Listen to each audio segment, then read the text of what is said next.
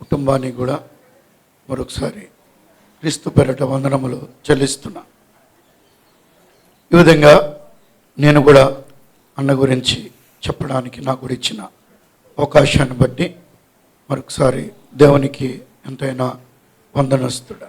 దేవుని వాక్యములో నుండి తిమోతికి రాసిన పత్రిక, తిమోతికి రాసిన 2వ పత్రిక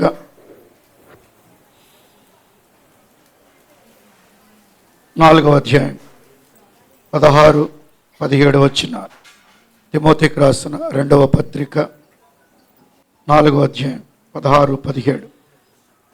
నేను మొదట సమాధానం చెప్పినప్పుడు ఎవడనూ నా పక్షమున నిలవలేదు, అందరూ నన్ను విడిచిపోయారు.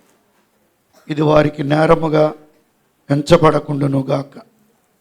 అయితే నా ద్వారా సువార్త సంపూర్ణంగా ప్రకటించబడి నిమిత్తమును అన్యజనులందరూ దాన్ని విను నిమిత్తమును ప్రభువు నా ప్రక్కను నిలిచి నన్ను బలపరిచె గనుక నేను సింహము నోట నుండి తప్పించబడి తిని. ఫిలోమోనుకు రాసిన పత్రిక, ఒక్క పేజీ తిప్పండి. ఫిలోమోనుకు రాసిన పత్రిక, ఒకటే పత్రికది, 15-16 వచనాలు. అతడికి మీదట దాసుడిగా ఉండక దాసుని కంటే ఎక్కువవాడుగాను ప్రియ సహోదరుడిగాను విశేషముగా నాకును శరీర విషయములో ప్రభు విషయమును మరి విశేషముగా నీకును ప్రియ సహోదరుడిగాను నీ యొద్ద ఎల్లప్పుడూ ఉండుటకే కాబోలు. అతడు కొద్ది కాలము నిన్ను ఎడబాసి ఉండెను. నా పేరు అహరోను, మాది నిడదవోలు. నాన్నగారు సామ్యేల్ గారు మీ అందరికి బాగా పరిచయమే. కాబట్టి జోనన్న అలాగే వారి కుటుంబం నేను బాల్య దినాల నుంచి కూడా, ఎందుకంటే ముఖ్యంగా డేవిడ్ అన్న అందరూ కూడా. కాబట్టి మా చిన్నప్పుడు మా చిన్నతనం నుంచి కూడా నిడదవోలుకి వారు వచ్చేవారు, వారు చిన్నప్పుడు కూడా. కాబట్టి అలాగున మరి ఈనాటి వరకు సాగుతూ వచ్చాం. నేను 2 వచనాలు మీకు చదివించాను తిమోతి పత్రికలో, అది అన్న యొక్క యథార్థమైన సాక్ష్యం. కాబట్టి కొంత మరి కార్యం జరుగుతూ వచ్చింది, మీకు అందరికీ ఎరుగుదురు. మా మధ్య కూడా ఎడబాటు వచ్చింది, అది కూడా ఎరుగుదురు. ఫిలోమోను పత్రికలో చెప్పినట్లు తిరిగి మనము ఉండుటకే కాబోలు, దేవుడు కొద్ది కాలము ఎడబాష. ఈ మధ్య కాలంలో మళ్ళీ అన్నతో ఎక్కువ పరిచయమే ఏర్పడుతూ వచ్చింది. అటు ప్రాంతాలకు ఎప్పుడు వచ్చిన నిడదవోలు, లక్ష్మీపురం, నెక్స్ట్ తాళపాలెం అక్కతో కలిసి అన్న మరి ఎక్కువసార్లే మా దగ్గరికి వచ్చారు. నా బాల్య దినాల్లో మరి మొట్టమొదట నాకు అన్నతో ఉన్న పరిచయము, మార్టిన్ అంకుల్ ఒక హార్మోనియం ఉండేది, అది రిపేర్ వచ్చింది, దాన్ని తణుకులో చేయించాం. ఆ హార్మోనియం విశాఖపట్నం రావాలి.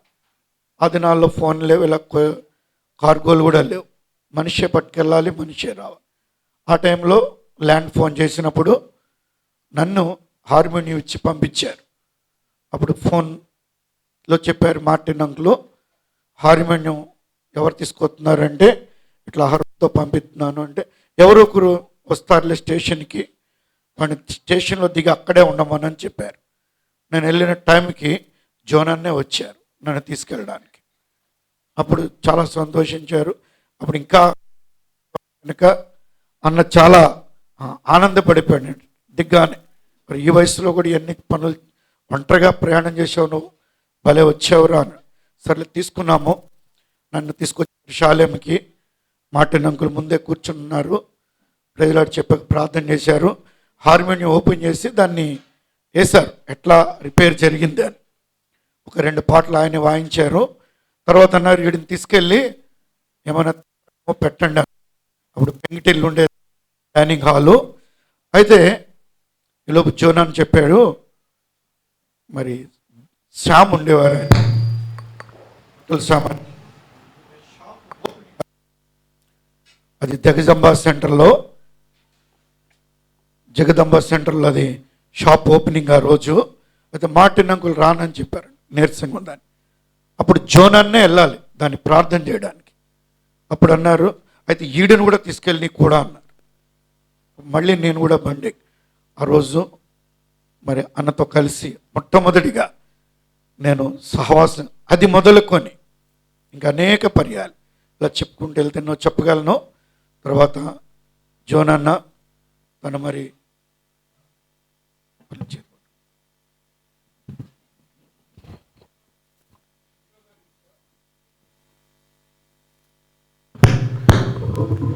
జోనన్న ఉద్యోగం చేయాలని దూరదేశం వెళ్ళిపోయాడు, ఇక్కడ లేడారు. ఆ టైంలో మరి మార్టిన్ అంకుల్ చాలాసార్లు నడదవళ్ళు వచ్చినప్పుడు నాన్నగారు కూడా అంతా మాట్లాడు. ఆ టైంలో ఉత్తరం రాశారంట, ఆయన సాక్ష్యమయ్యేది, జోనన్న చెప్పిన సాక్ష్యమే. నేను ఈ సేవలోకి రావడానికి నడదవోలు సామ్యూయల్ గారే కారణం. ఆ రోజుల్లో ఉత్తరాలు రాసేటప్పుడు కింద రిఫరెన్స్లో రాసేవారంట బక్సింగ్ అంకుల్ కూడా. ఆ రిఫరెన్స్లో మరి ఏ మాట రాశారో తెలియదు, కానీ ఆ మాటను పట్టుకుని అదే టైంలో అక్కడ యుద్ధం జరుగుతూ ఉంది. అక్కడి నుంచి అన్న తిరిగి మళ్ళీ విశాఖపట్నం రాడు. ఆ తర్వాత మరి అన్న సేవకు సమర్పించుకొని ఆయన ఇచ్చిన సాక్ష్యము, ఆ ఉత్తరములో రాసిన రిఫరెన్స్ను బట్టి ఆయన కూడా సేవకు రావడానికి కారణమైంది. ఆ తర్వాత బర్నబాస్ అన్న, జోనన్న ఎక్కువ నిడదవలు వచ్చేవారు సువార్త కొరకే. గజ్జరం వెళ్ళాలంటే తప్పకుండా అక్కడికి వచ్చేవారు. జోనన్న ఇంగ్లీష్లో, బర్నబాస్ అన్న తెలుగులో. సువార్తలో కూడా అప్పుడు మెగాఫోన్లు ఉండే. అట్లా నిడదవోలు పల్లెల్లో కూడా నాన్నగారు ఇద్దరు వచ్చారంటే జోనన్న చాలా జోకులు వేస్తాడు, చాలా నవ్విస్తాడు, మామూలుగా ఉండదు. అలాగే చాలా చొరకలు కూడా వేస్తాడు. ఆయన వేసే చొరకలు డైరెక్ట్గానే వేస్తాడు, ఏం ఒక మాట ఉండదు ఆయనకి. అన్నాక నవ్వేస్తాడు మళ్ళీ, ఏమన్నా బాధపడ్డారా అని. అట్లాంటి మనస్తత్వం అన్నది. కాబట్టి ఆ టైంలో నిడదవోలు మందిరానికి నాపరా వేయాలి, కింద నాపరాళ్ళు అవి కొనుంచారు. ఇసుక ఉంది, సిమెంట్ కూడా ఉంది. కాబట్టి పనివారు మాత్రం రావట్లే, ఏం చేయాలో అర్థం అవట్లే. ఈరోజు వస్తున్నారు అదే సువార్తలు. పగలంతా సువార్త చేసి వచ్చిన తర్వాత బర్నబాస్ అన్న, జోనన్న ఇద్దరు నాపరాళ్ళు వేశారు నిడదవోలు మందిరానికి. మేము అప్పుడు చిన్నపిల్లలం, గమెడాలో మేము ఈ సిమెంట్ అందించాం. అది వేసిన తర్వాత గోనుతో దాన్ని వాళ్ళిద్దరే తుడిచారు. అప్పుడు చాలా ఆశ్చర్యపడ్డారు నాన్నగారు, జోని ఈ పనులన్నీ నీకెక్కడి నుంచి వచ్చినాయి. షాలేములో ఇవన్నీ ఆయన నేర్చుకున్నారు నిడదవోలు మందిరంలో. ఆ తర్వాత రోజు బర్నబాస్ అన్న సిమెంట్ వరలు తెప్పించి, మాకు నీళ్ళ ట్యాంక్ లేదు టాయిలెట్స్కి వెళ్ళాలంటే, బర్నబాస్ అన్న, జోనన్న ఇద్దరు కలిసి ట్యాంక్ కూడా కట్టారు పైన, వాటర్ ట్యాంక్. ఎందుకు చెప్తున్నా అంటే ఇవన్నీ అన్న శ్రమ పడుటలో. కాబట్టి ఎన్నో సంగతులు ఉన్నాయి. ఆ మధ్యలో కొంత ఎడబాటు అయినప్పటికీ మళ్ళీ ఎన్నో సంగతులు అన్న పంచుకుని మరి చెప్పాలంటే ఈ మందిర ప్రతిష్టకు రమ్మని ఎంతో కోరారు. 2 సార్లు చేశాడు అన్న ఫోన్, కానీ మాకున్న పరిచర్యను బట్టి రాలేకపోయినప్పుడు, కలిసినప్పుడు చాలా బాధపడ్డాడు. తద్వారా మిగతా వారు కూడా ఏమనుకున్నారంటే ఎందుకు రాలేదు అనేది. కానీ అట్లా ఏమో కాదు, మాకున్న పరిస్థితులను బట్టి రాలేకపోయాము అని చెప్పాను. అన్న మరి 2 సార్లు నిడదవోలు మీదుగా వెళ్ళినప్పుడు మేము లేం, జొన్నల గారి నుంచి వచ్చేటప్పుడు సరిగ్గా ఆ రోజే రాజమండ్రి కూడా వెళ్తూ వచ్చాము. అప్పుడు అన్న లేం మరి ఇలా రాజమండ్రి మేము కూడా అంటే, సరే నెక్స్ట్ టైం వస్తాను అన్నారు. తర్వాత మా నాన్నగారి మహిమలోకి వెళ్ళినప్పుడు మార్టిన్ అంకుల్ సిక్ అయ్యారు, రావడానికి లేదు భూస్థాపనకి. ఆ దినాల్లో జోనాన్ని ఫోన్ చేసి చెప్పారు, మేము తర్వాత వస్తాము, పప్ప కొంచెం బాగున్న తర్వాత నేను తీసుకుని వస్తాను అని చెప్పి కొన్ని రోజుల తర్వాత జోనాన్ని ఒక్కరే తీసుకొచ్చారు. ఇద్దరే వచ్చారు ఆ రోజులో కూడా. కాబట్టి చాలా కష్టమైంది మార్టిన్ అంకుల్కి తీసుకురావడం జోనానికి. ఎందుకంటే ఆ టైంలో అంకుల్కి మరి టాయిలెట్ వస్తుంది రాది కూడా తెలియట్లే. ఆ టైంలో అన్నే కనిపెట్టుకుని సారి దించి కారులో మళ్ళీ అట్లా తీసుకొచ్చారు. నిడదవోలులో మా దగ్గర 2 రోజులు అప్పుడు ఉండిపోయారు. 2 రోజులు మా కుటుంబ ప్రార్థన. అమ్మని మమ్మని ధైర్యపరిచారు. తిరిగి ఆ రోజు మేమంతా ఫోటో దిగాము, అంకుల్తో పాటు జోనాన్తో పాటు. తిరిగి వచ్చేటప్పుడు చెప్పారు, బయట కుర్చీ వేసి కూర్చోబెడితే ఎవరైనా ఒకవేళ నిన్ను అడిగితే మార్టిన్ గారు ఇక్కడ పెట్టారని చెప్పు. అప్పటికి మాట సరిగ్గా రావట్లే, జోనన్న దాన్ని చెప్పారు. ఎవరైనా నిన్ను అడిగితే ఇక్కడ మార్టిన్ గారు ఉంచారని చెప్పు. ఇదే మాట జోనన్ ద్వారా మరి చెప్పారు. అప్పుడు ఇంక అన్న కష్టం తీసుకెళ్ళడం. నేను కూడా కారులో వచ్చాను అంకుల్తో పాటు. మరి కారులో అక్కడక్కడ ఆపుకుంటూ జోనన్న నేను అంకుల్ మళ్ళీ ఎక్కించుకొని మరి ఆ టైంలో ఇస్తారక్క ఇక్కడే ఉండవలసి వచ్చింది. కాబట్టి మేము మళ్ళీ కారులో భయవరం అనకాపల్లి చివరిలో ఆపుకుని అన్న జాగ్రత్తగా తీసుకొచ్చారు. తర్వాత నన్ను మళ్ళీ ట్రైన్ ఎక్కించి తీసుకుని వెళ్ళారు, పంపించేశారు. ఇలాగున అన్నతో ఎంతో మా కుటుంబానికి బిడ్డలు ఎక్కడ కనపడి ఇంకా చివరిగా మరి మొన్న వివాహంలోనే చూడడం జరిగింది. తెరిసా వివాహంలో మరి అన్న ఒక ప్రార్థన చేశారు, నేను ఒక ప్రార్థన చేశాను. అది ఎందుకు జరిగిందో నాకు ఇంకా ఇప్పటికీ అర్థం కావట్లేదు. కానీ ఆ రోజున అన్న దగ్గరికి స్వయంగా వెళ్ళి ప్రజలాడి చెప్పి నవ్వుతా ఒక్కసారి చెప్పి మళ్ళీ వెంటనే వెళ్ళిపోయాను. అక్కడ బాధ్యతలు ఇచ్చారు కనుక భోజనం వడ్డించేది. చిట్టవరంలో అంకుల్ డేవిడ్ గారు ఉన్నారు. ఆయన అన్నారు, జోనీని డేవిడ్ని చూడాలి తీసుకెళ్ళన్నారు. అప్పుడు తీసుకొచ్చి జోనాన్ని అప్పుడే స్టేజ్ దిగుతున్నారు. అన్న మిమ్మల్ని చూస్తారంట అంటే ఓకే అని ఇద్దరిని కలిపేసి నేను వెళ్ళిపోయాను. ఇంకా మళ్ళీ ఇదే చూడడం. ఏదైనప్పటికీ మరి మా కుటుంబంతో అన్నకు ఉండేటువంటి సవాసం, అలాగే మరి మిరియామక్కైనా ఎస్తేరక్కైనా ఇంకా చిన్నప్పుడే నేను 7వ తరగతిలో ఉన్నప్పుడే వాళ్ళు నన్ను ఒక బిడ్డ కంటే ఎక్కువ చూస్తూ వచ్చారు. తమ్ముడు కాదు కొడుకులాగానే చూశారు వాళ్ళిద్దరు కూడా. నర్సీపట్నంలో ఎంతో సిక్కైపోయాను వీబీఎస్లో. అప్పుడు వాళ్ళిద్దరే, ఎందుకంటే మా నాన్నగారు నన్ను చిత్త కొట్టేశాడు, వీబీఎస్లో లేనని. మధ్యాహ్నం నుంచి వెళ్ళిపోయాను, వీబీఎస్లో లేం. మాదొక బ్యాచ్ ఉంది, నర్సీపట్నం యేసుదాస్ గారు అబ్బాయి, ఎలిషా గారు అబ్బాయి, నేను వెళ్ళిపోయాం. మేము బయటికి వెళ్ళిపోయామని తెలిసింది వీళ్ళకి. వచ్చే వరకు కూర్చున్నారు, మామూలుగా కొట్టలేదు. కొట్టినప్పుడు నాకు జ్వరం వచ్చేసింది, భయపడిపించారు.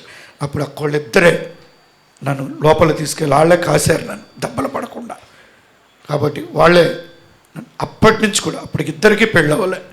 కాబట్టి ఆ టైంలోనే ఈ కుటుంబంతో మాకు ఉండేటువంటి ఏదైనా జోనన్నను మరి దేవుడు మహిమలోని పిలుచుకున్నాడు. 16వ కీర్తనలో మనోహరమైన స్థలములలో నాకు పాలు ప్రాప్తించాను.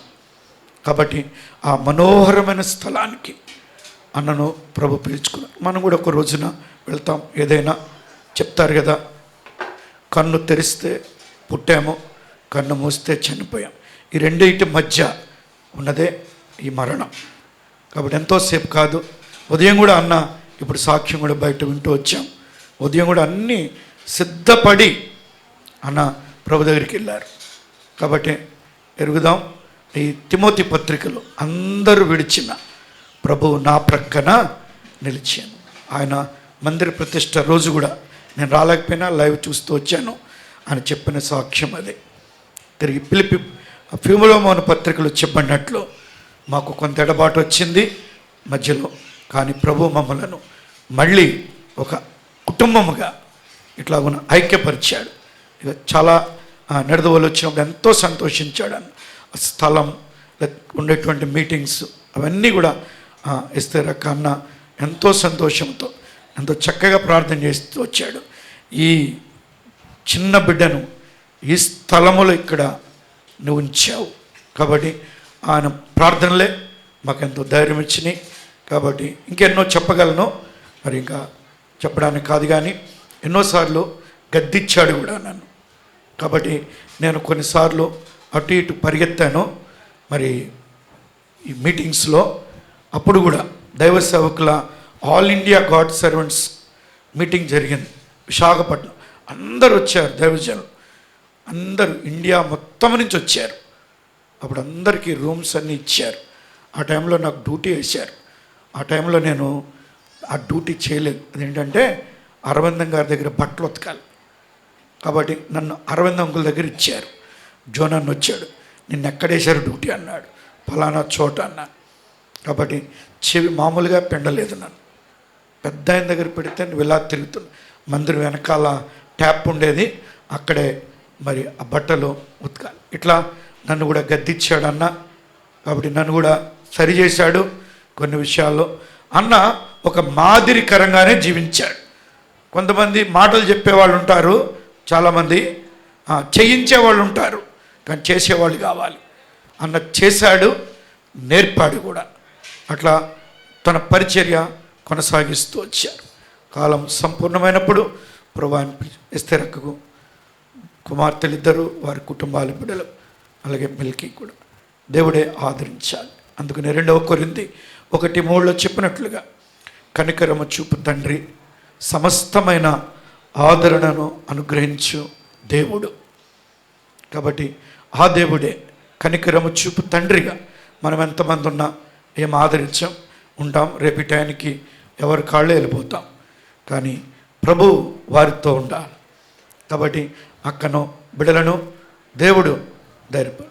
మత్తయి సువార్త 28 చివరి వచనంలో, ఇదిగో యుగ సమాప్తి వరకు సదాకాలం నేను మీతో కూడా ఈ మాటలతో. కాబట్టి వారు కూడా ధైర్యపరచబడాలి. నాకు కూడా ఈ అవకాశం ఇచ్చినందుకు మీ అందరికీ కూడా మరొకసారి వందనములు.